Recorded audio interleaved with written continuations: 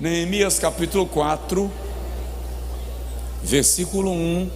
Os irmãos que permaneceram sentados, se porventura puderem ficar em pé, por favor.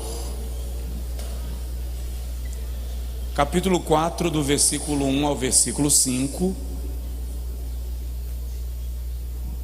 E em 20 minutos eu vou falar sobre 5 estratégias do diabo para paralisar você. 5 estratégias do diabo para paralisar você. Aí você diz: isso me serve para quê, pastor? Para você perceber quando ele está te paralisando e você rejeitar, contestar, combater, repreender em nome de Jesus. Amém? Capítulo 4, do versículo 1 ao 5 diz assim: e sucedeu que, ouvindo Sambalate que edificávamos o muro, ardeu em ira e se indignou muito e escarneceu dos judeus, e falou na presença de seus irmãos e do exército de Samaria e disse: que fazem estes fracos judeus? Permitir-se-lhes-á isto? Sacrificarão? Acabá-lo-ão num só dia? Vivificarão das montanhas do pó as pedras que foram queimadas? E estava com ele Tobias, o amonita, e disse: ainda que edifiquem, contudo, vindo uma raposa, derrubará facilmente o seu muro de pedra. Ouve, ó nosso Deus, que somos tão desprezados, e torna o seu opróbrio sobre a sua cabeça, e dá-os por presa na terra do cativeiro. E não cubras a sua iniquidade, nem se risque de diante de ti o seu pecado, porque te irritaram na presença dos edificadores. Você pode dizer amém? Amém. Agora diga comigo assim: Senhor, fala comigo poderosamente. Amém. Pode sentar, querido, um pouquinho, por favor. E como eu disse, eu não vou me estender, eu vou trazer uma reflexão rápida. A gente volta a louvar, a cantar, a celebrar. Deus é grande e cuida de nós. Na primeira semana que eu ministrei sobre nossas portas precisam de reparos, portanto há 9 semanas atrás, eu falei com os irmãos algumas características de Neemias, alguns traços da personalidade de Neemias e quem era ele, tanto no Império Medo-Persa, quanto da missão que ele recebe do rei Artaxerxes de vir a Jerusalém para retomar ou para iniciar a reconstrução da cidade. E de maneira muito incrível, Neemias começa pelas portas. E eu disse aqui que ninguém começa uma construção pelas portas, começa pelas alicerces, paredes, mas Neemias começa pelas portas. Por quê? Porque pela porta entrou a iniquidade. Então Neemias começa restaurando as portas para promover a purificação, a reconstrução e a restauração de Jerusalém.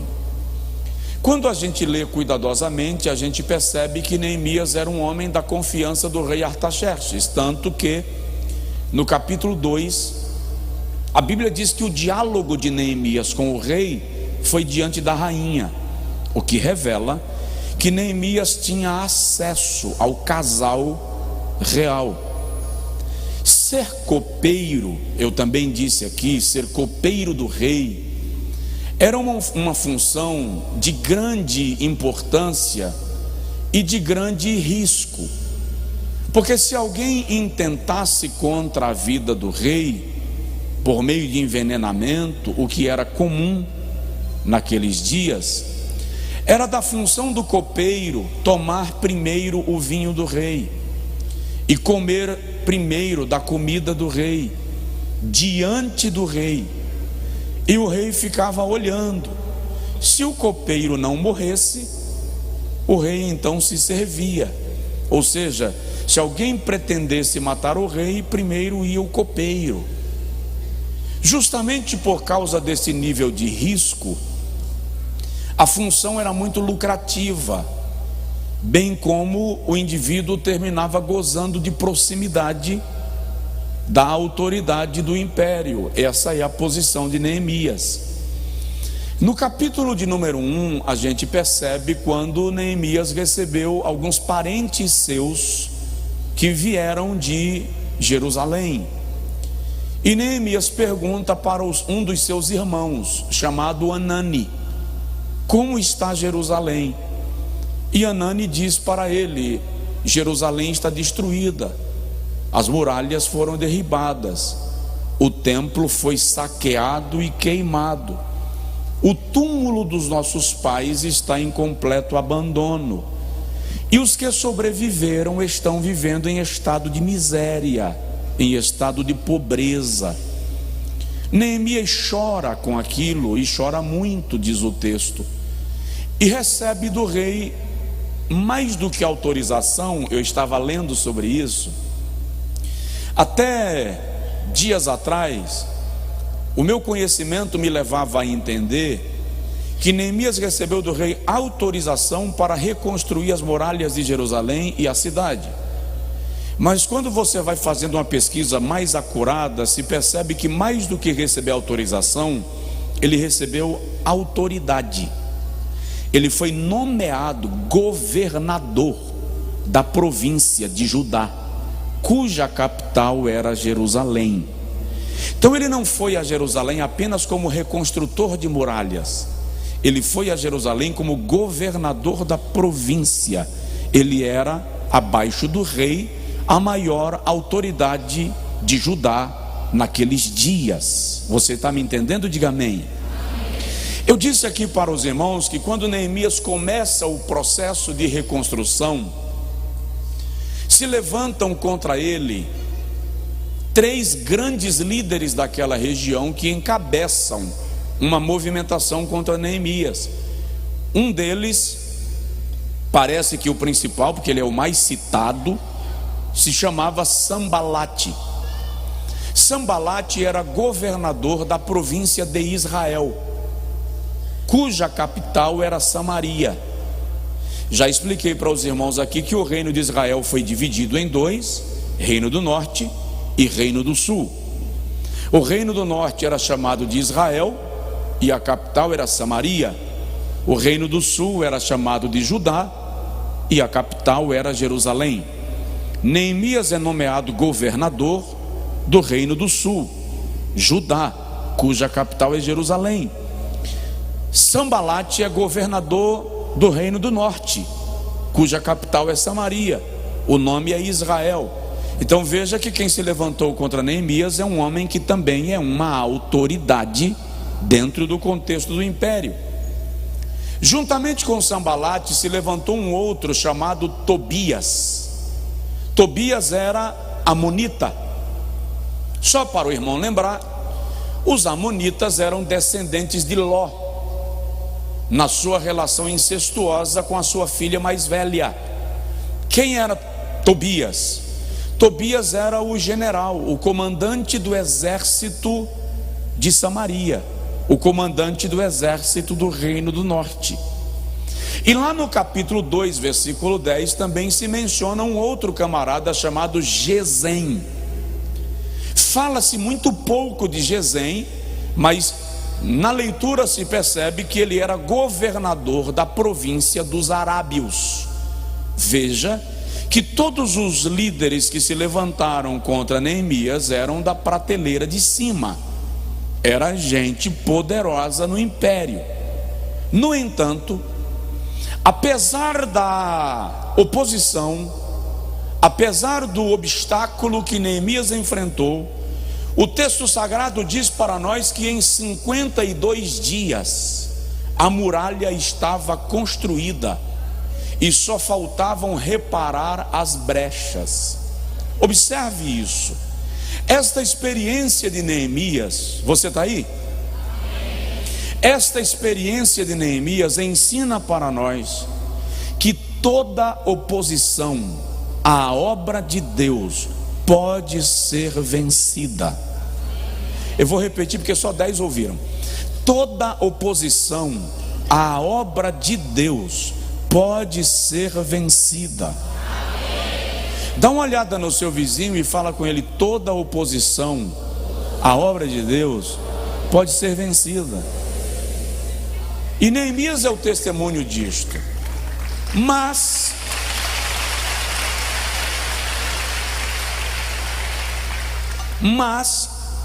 eu quero observar com os irmãos as 5 estratégias que os inimigos de Neemias utilizaram para paralisá-lo. E você vai trazer isso para a sua vida, para o seu projeto e propósito de vida, para a sua chamada.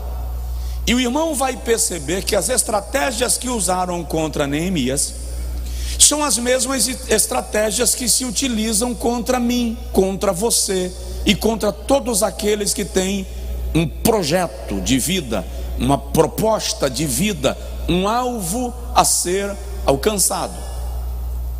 Se você identifica a estratégia, você então está habilitado para desmontar a armadilha que foi estabelecida a fim de lhe paralisar. Vamos rapidinho. A primeira estratégia que usaram para paralisar Neemias foi a estratégia do desânimo. Diga comigo: desânimo. Você sabia que desânimo já está sendo considerado o mal do século? As pessoas estão desmotivadas, sem inspiração, sem vontade, sem gosto para a vida, sem alegria, sem prazer. No texto que nós lemos, olha o que eles dizem: porventura eles vão edificar o muro em um dia? Porventura eles levantarão das cinzas as pedras que foram destruídas? Porventura voltarão a sacrificar? E o outro chega e diz assim: e ainda que levantem, o muro deles será tão fraco que até o vento da corrida de uma raposa vai derrubar, vai destruir. Então preste atenção. A estratégia aqui era para desanimá-los, para perceber que eles não tinham condição de continuar. Era convencê-los de que não valeria a pena, de que eles não conseguiriam. Se o irmão vai lá para Números, capítulo de número 13, versículo 30 a 33, a estratégia que foi usada para fazer os hebreus voltarem para o Egito foi desânimo. Eles dizem assim: olha, a terra é boa, mana leite e mel, Deus não mentiu, mas os moradores da terra são gigantes, e nós somos aos nossos olhos diante deles como gafanhotos. Presta atenção, eles não disseram nós somos aos olhos deles, nós somos aos nossos olhos diante deles como gafanhotos. O desânimo potencializa o problema. O desânimo aumenta o tamanho do gigante. O desânimo te apequena, te diminui, te achata. O problema já é sério e o desânimo te diz que ele é mais sério ainda. Então você perde a força para avançar. E Provérbios capítulo 24, versículo 7 diz que se te tornares frouxo no dia da angústia, a tua força será pequena. Então provoca seu vizinho aí e diz para ele: não desanima. Essa é a primeira estratégia. Vença o desânimo, supere o desânimo. Tentaram desanimar Bartimeu, por exemplo. Qual é a resposta de Neemias ao desânimo? Está no versículo 6. Ele diz: nós edificamos um muro, porque o coração do povo se inclinava para trabalhar. Quando alguém tentar te desanimar, faz do desânimo um turbo, faz do desânimo uma fonte de energia. Quando alguém disser que você não vai sobreviver, faz desta frase um desafio e supere o desafio que colocaram diante de você. Aleluia. Dá uma olhadinha no seu vizinho e diz para ele assim: você é semente. Pode falar sem medo, diz para ele: você é semente. Como assim, pastor Josué? Presta atenção. O maior favor que podem fazer a uma semente é enterrá-la, porque é quando a semente é enterrada que ela deixa de ser semente e vira árvore. Então presta atenção. Pensaram que te enterrando te matariam e transformaram você em árvore. Não desanima, Deus está com você. Só quem pode dar brado de glória, dar brado de aleluia e celebra. Não desanima. Tem um cântico na harpa cristã que diz assim, ó: não desanimes, Deus proverá, Deus velará por ti, sob suas asas te acolherá.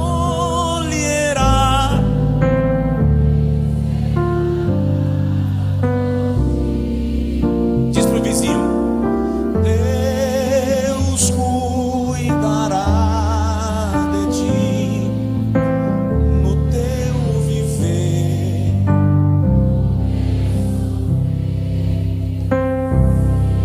Olhar te acompanhará, Deus cuidará.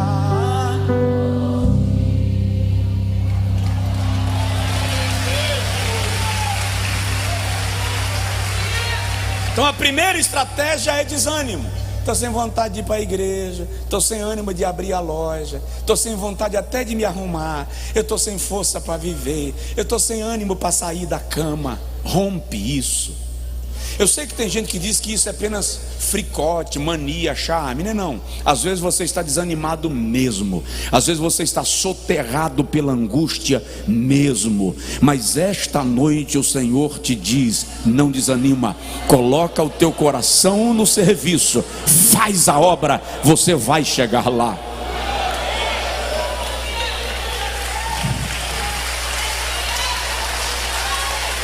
Aleluia. Segunda estratégia utilizada para paralisar Neemias, e que você também enfrenta: medo. A estratégia do medo. E eu não estou falando de medo de barata, medo de aranha, medo de lagartixa. Não estou falando disso.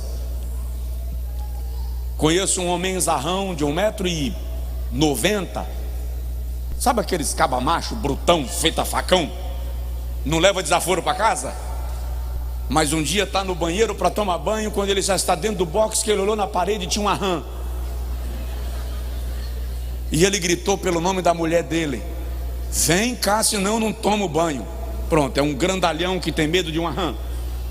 Não é desse medo que eu estou falando. Eu estou falando do medo que te dá a certeza de que você não vai conseguir.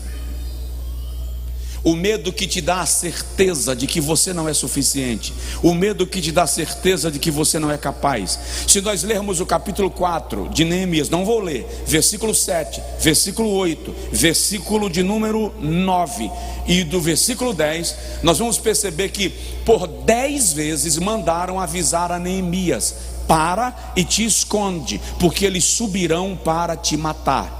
Era uma tentativa de amedrontá-lo. E quando viram que as chantagens e ameaças não lhe amedrontaram, compraram um profeta. É só ler o capítulo 6, versículo 10.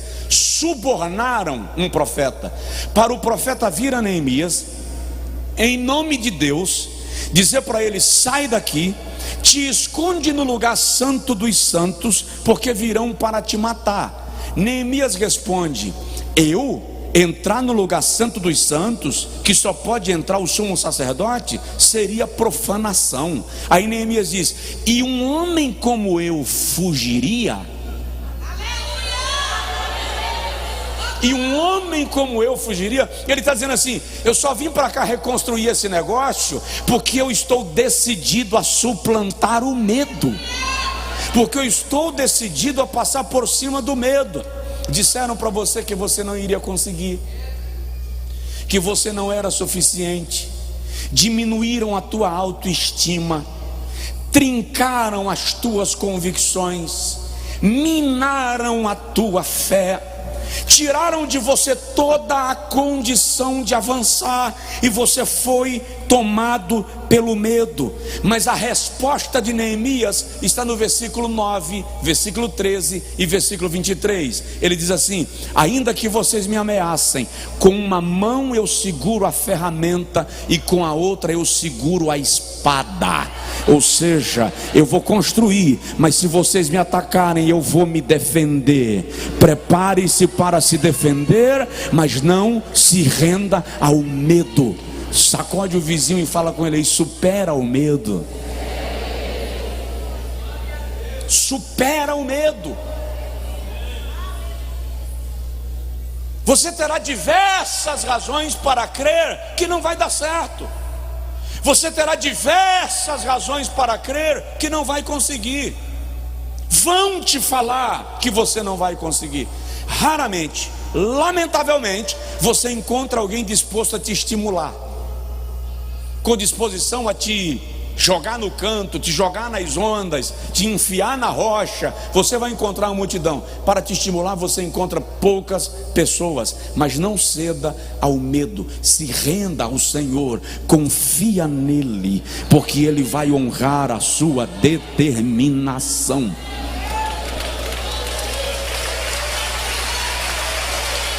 E o interessante é que eu aprendi que coragem não é a ausência de medo. Coragem é a capacidade de superar o medo por causa do propósito. Você tem uma meta: eu estou com muito medo, mas eu tenho uma meta, eu preciso chegar. Eu estou com muito medo, mas eu tenho que cumprir algo. Olha o que Paulo diz. Eu gosto desse texto de Paulo: não que eu seja perfeito, ou que eu já tenha alcançado. Filipenses 2:13 a 15. Não sou perfeito, nem alcancei, mas prossigo para alcançar aquilo para o que também fui alcançado. Então Paulo está dizendo: não alcancei ainda, não sou perfeito, mas estou caminhando para alcançar algo, porque por causa desse algo eu fui alcançado. Ou seja, Deus colocou uma meta para mim, Deus colocou uma meta para você. Para de olhar as ondas e caminha sobre as águas. Pedro só afundou quando teve medo. Se o irmão lê Neemias capítulo de número 8, capítulo 6, tem um momento que eles chegam para Neemias e dizem assim: não dá para trabalhar mais. Aí Neemias diz: mas por quê? Porque tem muito entulho, tem muito monturo. Ah, gente. Aí Neemias diz assim: esquece o monturo, concentra no muro. Tem gente abandonando a igreja por causa do entulho, abandonando o casamento por causa do entulho, abandonando os relacionamentos por causa do entulho, abandonando o emprego por causa do entulho. Tira o olho do entulho e olha na muralha. Não muda teu foco para o entulho, coloca teu foco na construção, naquilo que você tem que fazer, porque sempre haverá entulho. Não há construção sem entulho. Provoca o vizinho, fala com ele assim: eu estou em construção. Fala com ele: eu estou em construção. Existem entulhos.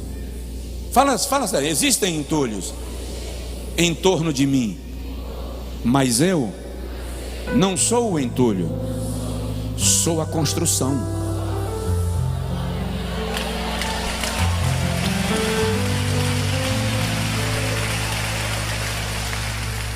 Terceiro, primeira estratégia qual é? Qual? Segunda.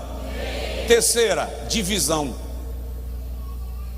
Quando eles descobriram que não dava para parar Neemias pelo desânimo, nem deu para paralisá-lo pelo medo, disseminaram uma revolta interna, de modo que as equipes de trabalho começaram a brigar entre si. É só ler o capítulo 5. Incrível como muitas vezes o diabo consegue nos paralisar, fazendo a gente brigar uns com os outros.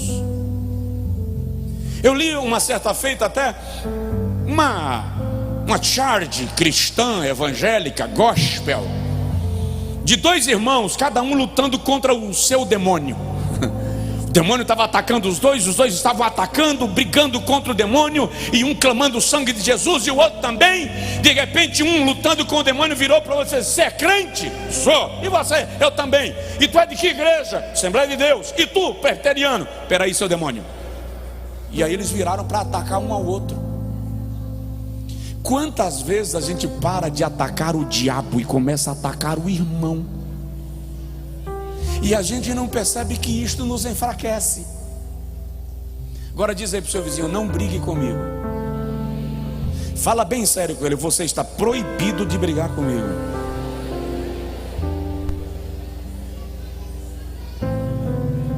Não pode haver divisão no meio do povo de Deus. As barreiras precisam cair por terra.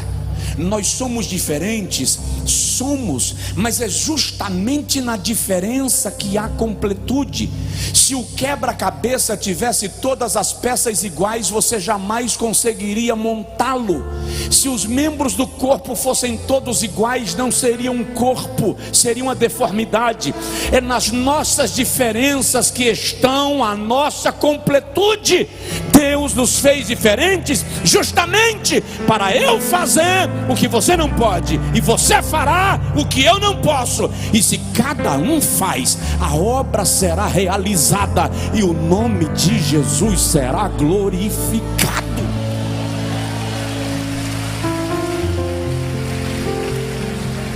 E sabe o que é lindo nessa sabedoria de Deus? É que Ele não deu tudo para mim, nem deu tudo para você. Por quê? Dois propósitos. Primeiro, Ele gera interdependência.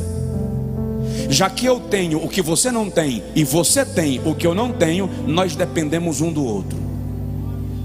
Segunda razão pela qual Deus não deu tudo para uma pessoa: para ninguém se gloriar na sua presença, porque no final das contas o maestro é o Espírito Santo, e quem realiza a obra é Deus. De novo, dá um toque no vizinho, fala com ele: não brigue comigo.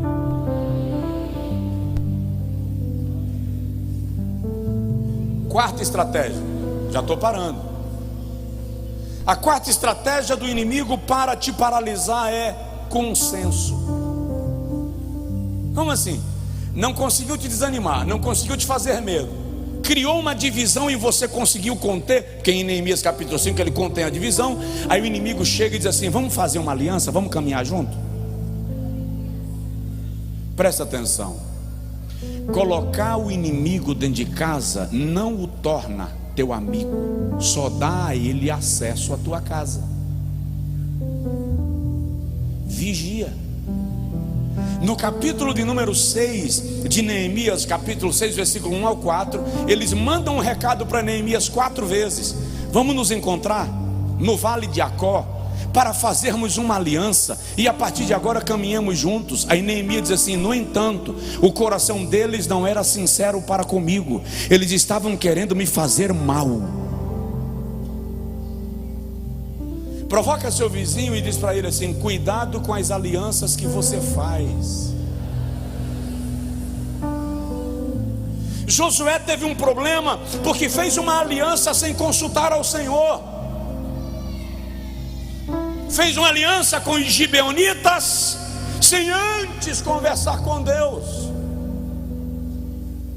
E o inimigo muitas vezes, para nos paralisar, nos coloca em alianças erradas, em sociedades erradas, em relacionamentos errados, e isso nos breca, nos freia, nos atrasa. E nós precisamos tomar cuidado com as alianças que nós fazemos. Pergunta aí para o seu vizinho: quem são os seus amigos?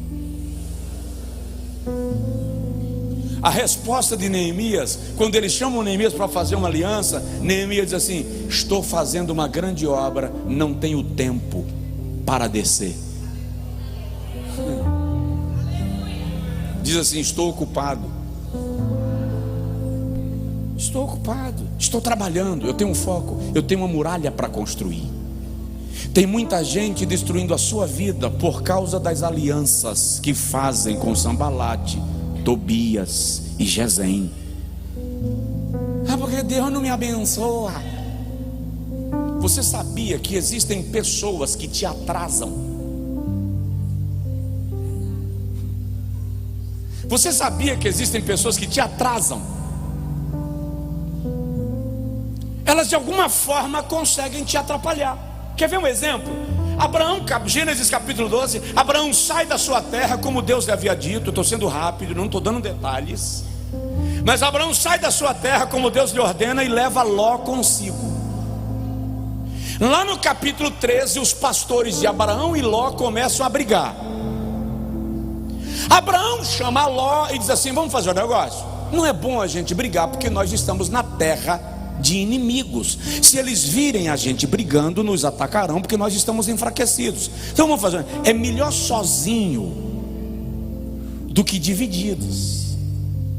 Melhor só, minha avó dizia que é melhor sozinho que mal acompanhado.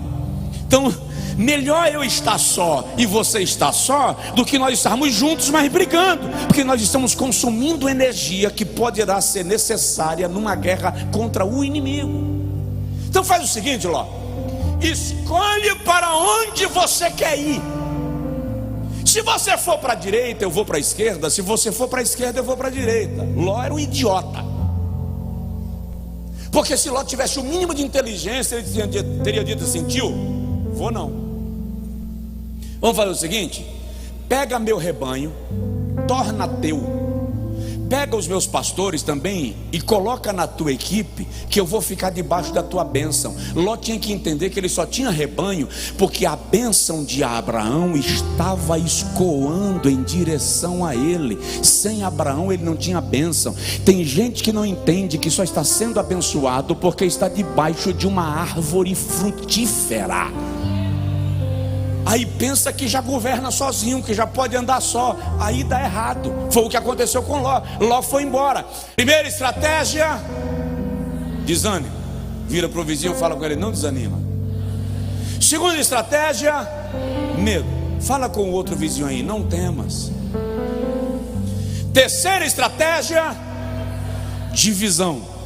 Você não pode brigar. Para de divisão. Se livra de briga. Se livra de confusão, irmão.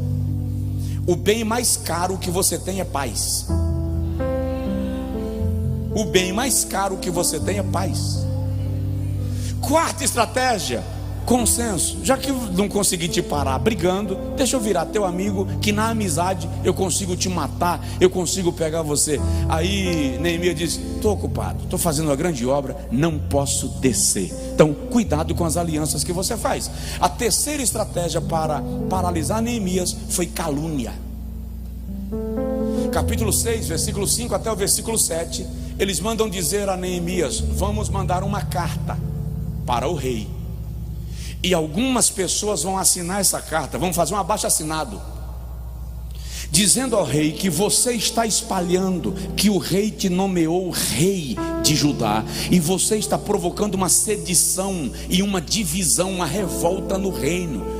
A pena para essa acusação no Império Medo-Persa era o extermínio, não só de Neemias, mas de todo o seu povo. O imperador manda, o rei, o governador, o Artaxerxes, mandaria o seu exército de 1 milhão de homens e esmagaria Judá definitivamente. Neemias ouve a calúnia e responde assim: você está falando mentira, mas eu vou pegar as tuas acusações e colocar diante de Deus. Aí ele pega as acusações acusações de Sambalate, leva para Deus e diz assim: ouve, ó Senhor, as acusações que eles têm feito contra nós. Agora olha bem nos meus olhos verdes.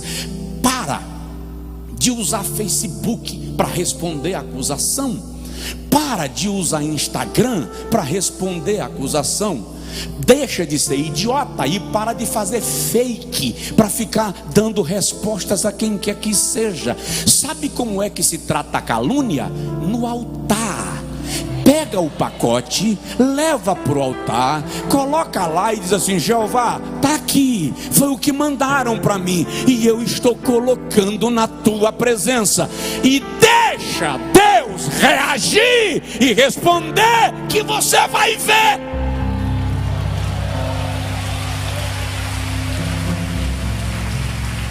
Não pare. O que Ana fez com Penina?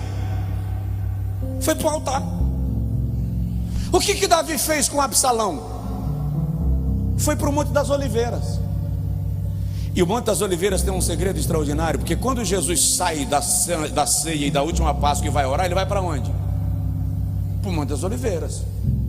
E quando a glória de Deus abandona o templo em Ezequiel 10 e sai de Jerusalém, vai para onde? Para o Monte das Oliveiras. E quando Absalão promete matar o seu pai Davi, e Davi tem que fugir de Jerusalém, ele vai para onde? Para o Monte das Oliveiras. Então, queridão, quando você precisa fugir do ataque, vai para a presença de Deus. Lá tem um jardim. Se curva entre as árvores do jardim. Conversa com Deus. Ele te ouve em secreto. Fica de pé, por favor.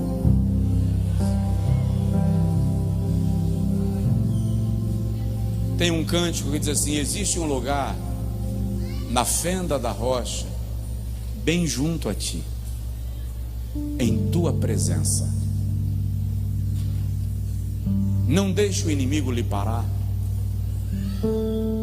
Não deixe o inimigo lhe desanimar. Não deixe a crítica lhe bloquear. Para de perder tempo com picuinha. Não pare. Não corra. A vontade do inimigo é que você desanime, e ele vai criar situações. E vai criar. Eu já disse para vocês aqui de algumas situações que eu já vivi no ministério, de traumatizar o cara. Eu já cheguei em igreja para ministrar, que o pastor olhou para mim e fez: é você que é Josué? Eu disse: sim, senhor. Você que era um homem? É um menino? Você vai pregar embaixo? E preguei os 3 dias lá embaixo. Estava num congresso, eu era o pregador do congresso. Aí chegou um renome nacional. O pastor até hoje não me explicou que eu não iria pregar naquele dia, porque tinha chegado um renome. E se ele tivesse me explicado, eu teria cedido com paixão. Mas ele simplesmente colocou o outro e me deixou. Até hoje não me disse nem: olha, é porque chegou fulano e eu deveria ouvir. Desanima, vai. Cheguei no púlpito um dia com o meu paletó descosturando, e quando eu sentei, o pastor da igreja chamou a atenção dos obreiros sentados no púlpito. Ele puxou assim meu paletó e fez assim: isso aqui é para eu ter dó e dar um novo? E chamou a atenção dos outros. E o interessante é que ele poderia me dar um novo, porque ele tinha condição de me dar um novo. Eu só tinha aquele. Eu viajava com o terno do meu pai para pregar, porque eu não tinha. Mas e daí? Parei? Não. Para não. Porque quem te chamou garante o futuro.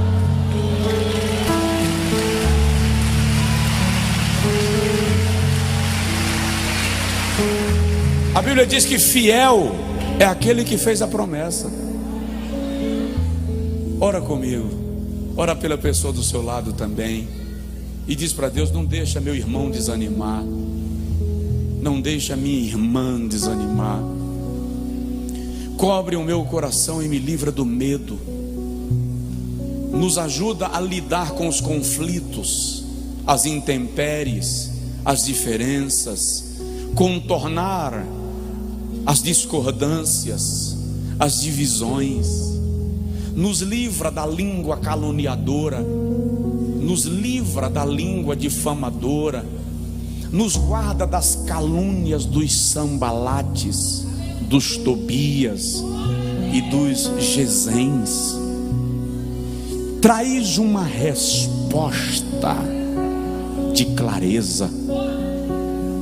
O Senhor disse, e não faz muito tempo, que a porta do livramento seria aberta. Então o Senhor gira a chave e abre a porta do livramento, em nome de Jesus Cristo, e faz o teu filho construir a muralha e cumprir a obra. Leva-o a alcançar o resultado. Honra o teu filho, a tua filha, no nome de Jesus, em nome de Jesus. E toda mensagem de desânimo, toda mensagem de medo, toda aliança feita fora do teu altar, toda palavra de difamação, de calúnia, de vitupério, seja cancelado, seja anulado, em nome de Jesus, em nome de Jesus. Se não for pedir muito, dá um aperto de mão profético, um abraço no irmão do seu lado e diz para ele: você vai vencer.